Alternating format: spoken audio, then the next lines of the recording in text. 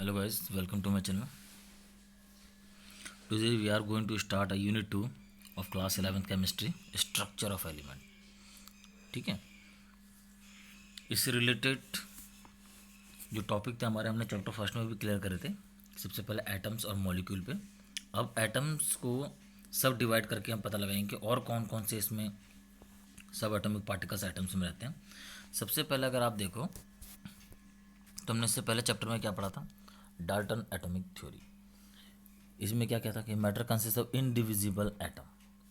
ठीक है, कि अगर मैटर की सबसे छोटी यूनिट क्या होगी, एटम होगी, और उसको हम दोबारा डिवाइड नहीं कर सकते. यही सबसे बड़ा फेलियर था डाल्टन एटॉमिक थ्योरी का. इसलिए इसी पॉइंट को लेकर के हम आगे बढ़ेंगे. अब आपको तो पता है ना, एटम को फर्दर डिवाइड कर सकते हैं हम 3 पार्ट में. कौन कौन से 3 पार्ट है वो? इलेक्ट्रॉन, प्रोटॉन और न्यूट्रॉन. तो पहले हम इलेक्ट्रॉन के बारे में पढ़ेंगे, फिर प्रोटॉन के, फिर न्यूट्रॉन के, और इस तरीके से हम अपने टॉपिक को इस चैप्टर में आगे बढ़ेंगे. ठीक है, तो कॉन्सेप्ट जो था मेन क्या था वो, the establish that atoms are made of subatomic particles, that is electron, proton, neutron. A concept very different from that of Dalton. ये डाल्टन थ्योरी का फेलियर था हमारा. जो है इसमें सबसे पहला discovery of subatomic particle. ठीक, तो कहीं ना कहीं जो डाल्टन एटॉमिक थ्योरी था, उसने लॉ ऑफ केमिकल कॉम्बिनेशन को तो सक्सेसफुली क्या कर दिया था, प्रूव कर दिया था, एक्सप्लेन कर दिया था. लेकिन जो सब एटॉमिक पार्टिकल है, वहाँ पर उन्होंने अपने फर्स्ट पॉइंट में कहा था कि matter consist of indivisible atom. तो इनडिविजिबल ना होकर के क्या है वो, regarding the behaviour of charge particle, like charges repel each other and unlike charges attract each other. तो कहीं ना कहीं उसके अंदर क्या है, चार्ज पार्टिकल्स भी है. अगर एटम ओवरऑल न्यूट्रल है तो चार्ज पार्टिकल्स लाइक और अनलाइक दोनों उसके अंदर प्रेजेंट हो सकते हैं. सबसे पहले बात करते हैं हम डिस्कवरी ऑफ इलेक्ट्रॉन की. इलेक्ट्रॉन की डिस्कवरी जो है, उसके लिए हम यहाँ पे पढ़ते हैं कैथोड रे डिस्चार्ज ट्यूब. ठीक है, इसके थ्रू उन्होंने बताया कि जो इलेक्ट्रॉन है उसमें किस तरीके का चार्ज हमारे पास रहता है. कैथोड रेस, इन्होंने क्या करा, ये वाला फिगर देखो आप. ठीक है, इस फिगर में एक कंटेनर लिया इन्होंने, ठीक है, जिसको हम कह रहे हैं डिस्चार्ज ट्यूब. उसके अंदर क्या कर दिया इन्होंने, एयर भर दी. अब आपको पता है जो एयर होती है, जो गैस होती है, वो नॉर्मल टेम्परेचर प्रेशर में क्या बिहेव करती है, bad conductor of heat and electricity. ठीक है ना. तो इन्होंने क्या करा, tube is connected to sides through which it evacuated any desire pressure with the help of vacuum pump. जो नीचे वाला देख रहे हो आप हिस्सा, इसमें ऊपर की तरफ बना रखा, देखो वैक्यूम पंप. यहाँ से वैक्यूम निकाल दी जिससे कि उसका प्रेशर क्या कर सकें, कम कर सकें. ठीक है, अब क्या है, जो पहला पॉइंट जो है इसमें, the result of this experiment. अब इन्होंने करंट पास कराया तो उनको क्या देखने को मिला, देखो. हाँ, मतलब discharge tube contain any gas at normal pressure, nothing is observe even by applying high voltage. चाहे आप इसका प्रेशर कम है, उसके बाद आप कितना भी इसमें प्रेशर अप्लाई कर लो, उसमें कुछ भी चेंजेस देखने को नहीं मिलेंगे. ठीक है, the cathode start from cathode and move toward the anode.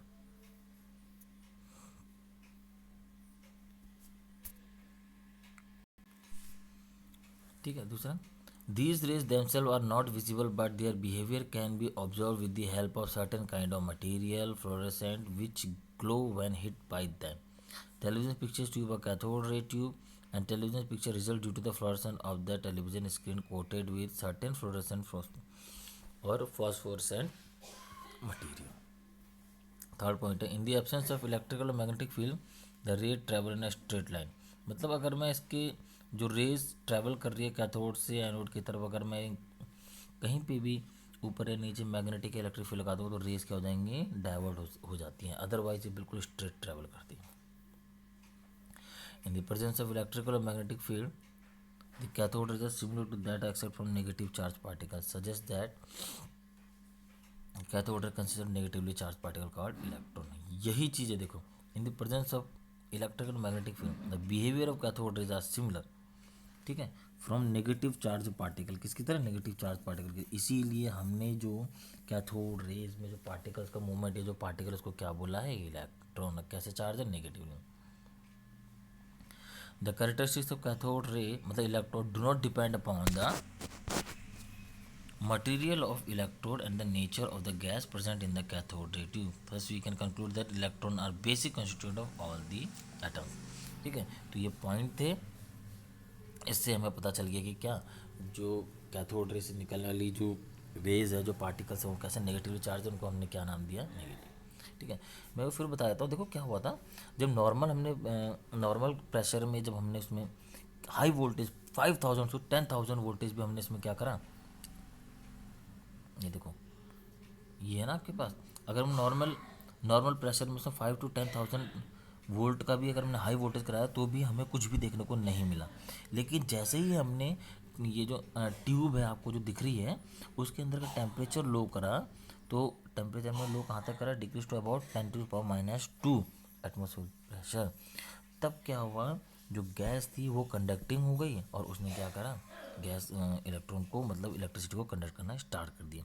अब फिर हमें दूसरी तरफ जो एनोड दिख रहा है ना आपको, जो रेड कलर का, वो क्या होना, उसके पीछे फ्लोरोसेंट ट्यूब है, वो क्या होने लग गया, ग्लो होने लग गया।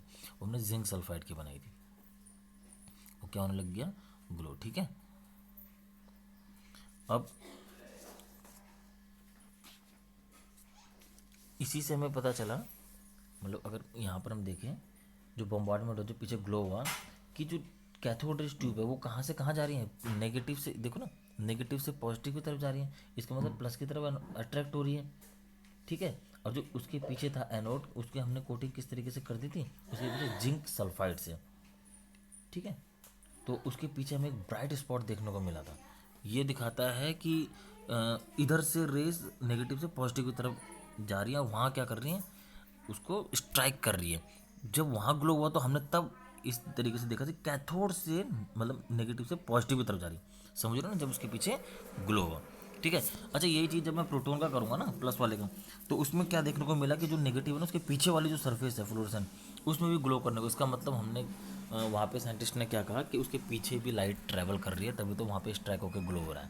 तो ये हम आगे पढ़ेंगे। ठीक है, इसके बाद हमारा है charge to mass ratio of electron.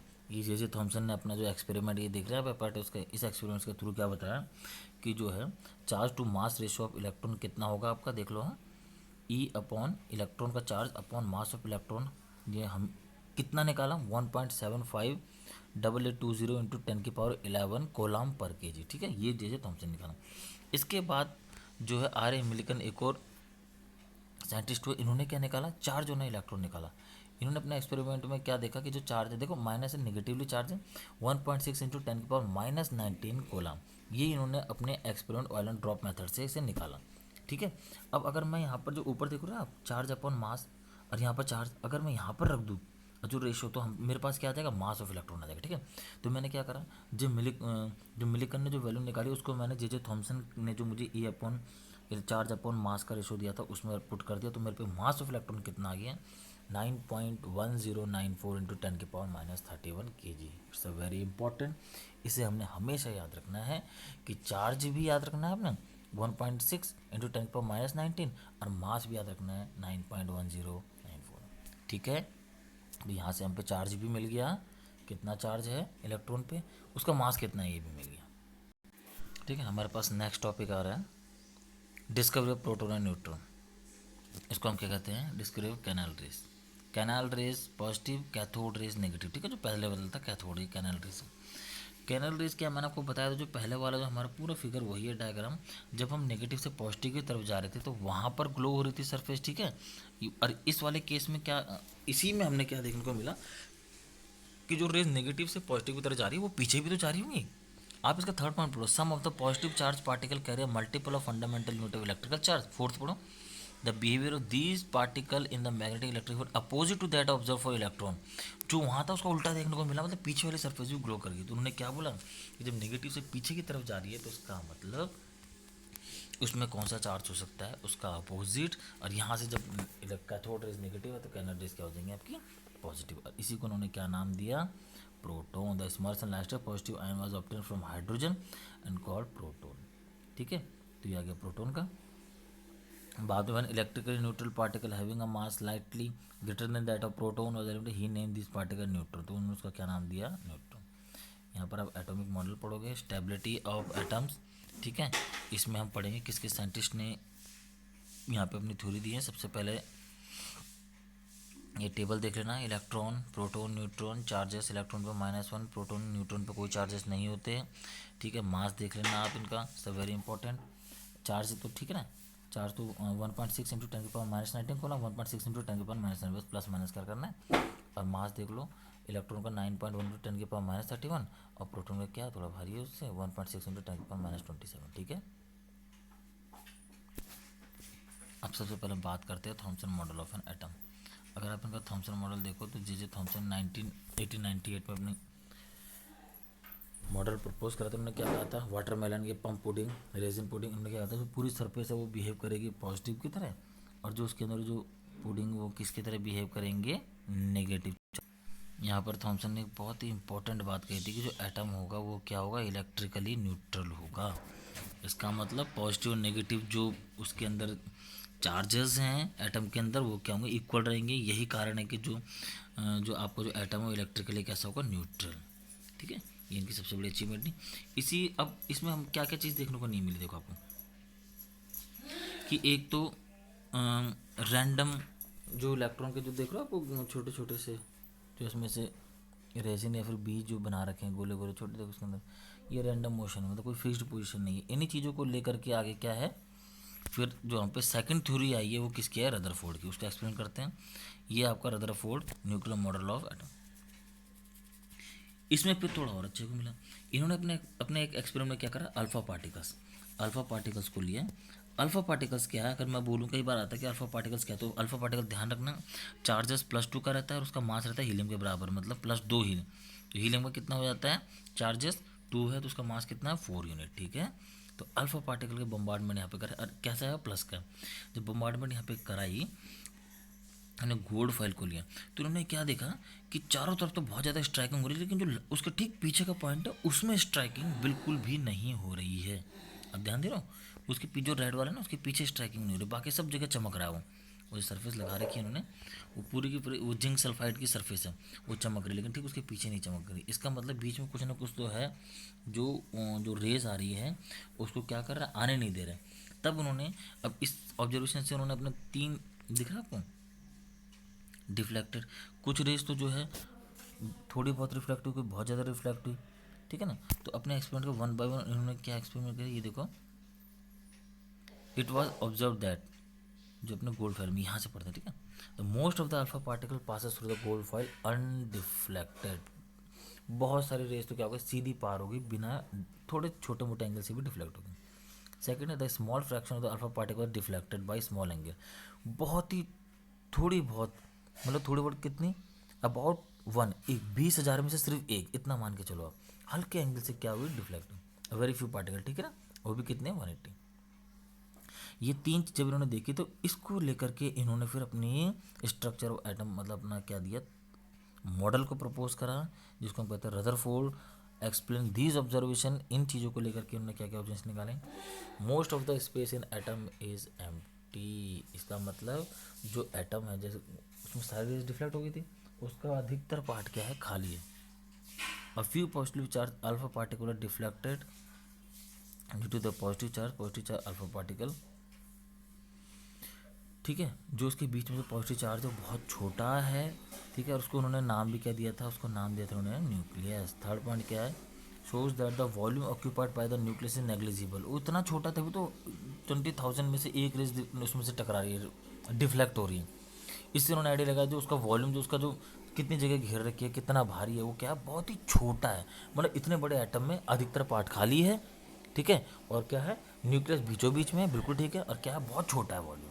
बात आ रही ना समझ में, ये तरह फूड। तो अब ऑन द बेसिस ऑफ अब तो आपने ये नोट करना है न्यूक्लियर मॉडल, तो वही चीज़ें जो हमने भी अब ऊपर अब करी।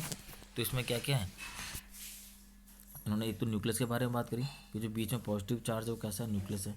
अच्छा, इन्होंने न्यूक्लियस को पॉजिटिव चार्ज क्यों कहा, क्योंकि जो अल्फा पार्टिकल ले रहे थे रदरफोर्ड किस चार्ज के थे, प्लस के थे।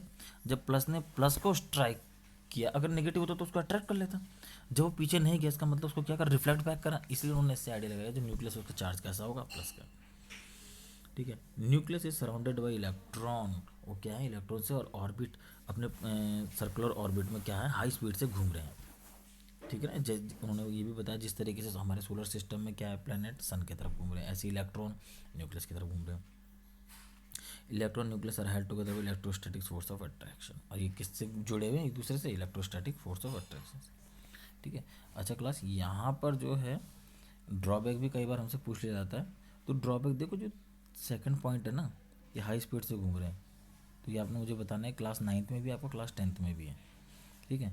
क्या कहा था रदरफोर्ड ने कि जो इलेक्ट्रॉन और न्यूक्लियस के चारों तरफ बहुत तेज़ी से घूम रहे हैं, घूमते घूमते वो क्या करेंगे, अपने एनर्जी रेडिएट करेंगे और धीरे धीरे करके क्या हो जाएंगे, finally fall down to the nucleus, और उसी में गिर के कोलैप्स हो जाएंगे। इस तरीके से तो कोई उसकी स्टेबिलिटी नहीं बनेगी। तो ये उसका सबसे बड़ा ड्रॉबैक था कि उन्होंने इलेक्ट्रॉन की फिक्स्ड पोजिशन डिफाइन नहीं कर दी। ठीक है, वो हम आगे पढ़ेंगे अभी बहुत मॉडल में।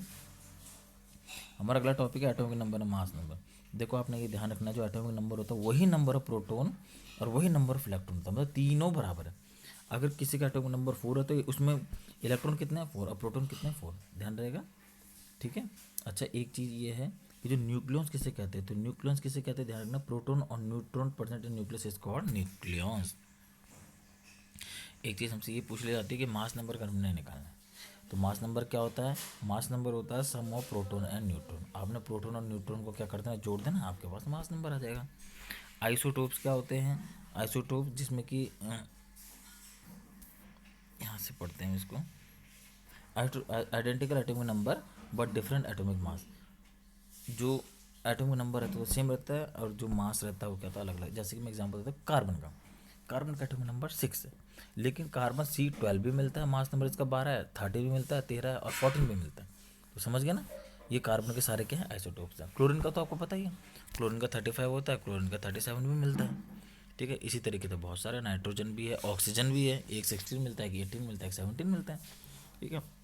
हाइड्रोजन है आपका, एटॉमिक नंबर तो सबका 1 है, लेकिन 1H1, एक का 1 2 3, मतलब ये सारे के सारे क्या हैं, प्रोटियम, ड्यूटेरियम, ट्राइटियम, जिसमें कि मास नंबर चेंज हो रहे हैं। तो जो मास नंबर डिफरेंट होते हैं एटॉमिक नंबर से, उनको हम क्या कहते हैं, आइसोटोप्स। ठीक है। आइसोबार इसका उल्टा हो जाएगा, एटॉमिक एटॉमिक मास सेम होगा और एटॉमिक नंबर डिफरेंट होगा। जैसे कि 40 आर्गन और क्रिप्टन का कितना होता है, आर्गन का इसका दोनों पोटेशियम, इनका ले लेंगे अगर हम, ये नहीं दे रखा है यहाँ पे,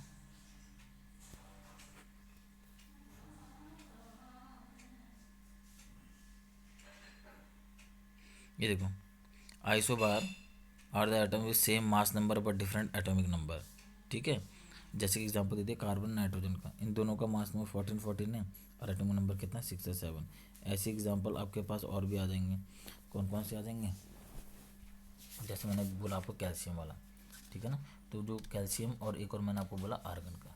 तो अगर मैं कैल्शियम और आर्गन की अगर मैं बात करूँ, तो इन दोनों पोटेशियम की अगर मैं बात करूँ, तो पोटेशियम का एटॉमिक नंबर होता है 19। ठीक है। कैल्शियम का एटॉमिक नंबर होता है 20, लेकिन दोनों का जो मास नंबर है 20 कितना होता है, 40 होता है। तो जिनका मास नंबर सेम है उनको हम क्या बोलते हैं, आइसोबार। ठीक है ना। कई बार हमसे आइसोटोन भी पूछ लिया जाता है, number of neutron but different mass number, तो उसे हम क्या बोलते हैं, आइसोटोन। ये भी ध्यान रखना, इसमें नहीं है आपके पास, आगे है आइसोटोन का। ठीक है। अब जैसे कि ये हम पे calculate the number of proton, neutron, electron, bromine का दे रखा है। तो देखो जो नीचे वाला दे रखा है 35 होता है, एटॉमिक नंबर हो गया, वही प्रोटॉन भी हो जाता है, वही इलेक्ट्रॉन नंबर भी हो जाता है, मतलब 35। जो ऊपर हो गया मास नंबर हो गया। न्यूट्रॉन कैसे निकालता है, मास, अभी हमने फॉर्मूला पढ़ा था ना, मास नंबर माइनस, देखो ये वाला जो ये है ना यहाँ पे, mass number equal to proton plus neutron. आपको न्यूट्रॉन निकालना तो उसको उधर ले जाओ, मास नंबर माइनस प्रोटॉन। ठीक है। तो कंफ्यूज मत होना, तो बस यहाँ पे मास नंबर में से प्रोटॉन और उसके माइनस कर दिए तो न्यूट्रॉन का आ गया। ये एग्जांपल देख लेना। ड्रॉबैक ये मैंने अभी आपको बता ही दिया कि finally fall down into the nucleus. ठीक है।